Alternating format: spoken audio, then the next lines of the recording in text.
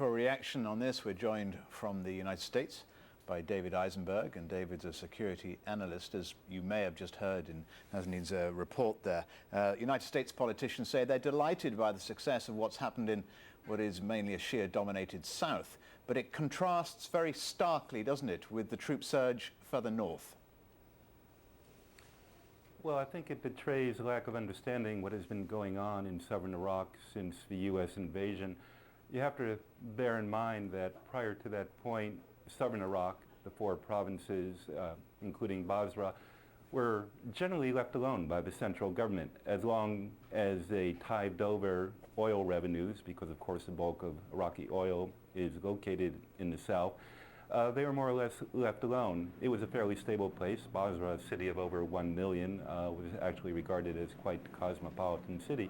You have to contrast that with what is going on now, where you have unremitting violence as various Shiite Islamist factions contend for power.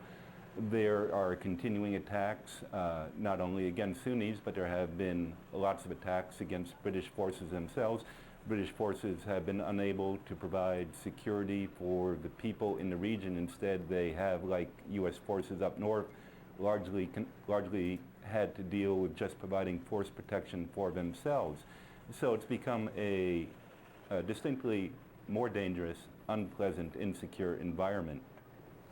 Further north, Dick Cheney says there will be no contemplation of a policy of retreat, and instead the government will finish the mission. What does that mean? Well, I think it's Vice President Cheney speaking for the benefit of domestic consumption, but I don't think we shouldn't really take it very seriously. Take him seriously. No, not at all. Because Democrats are becoming more assertive. Many Republicans oppose this surge policy. So how long before Washington comes up with a timetable for eventual American withdrawal, as the British have done in the South?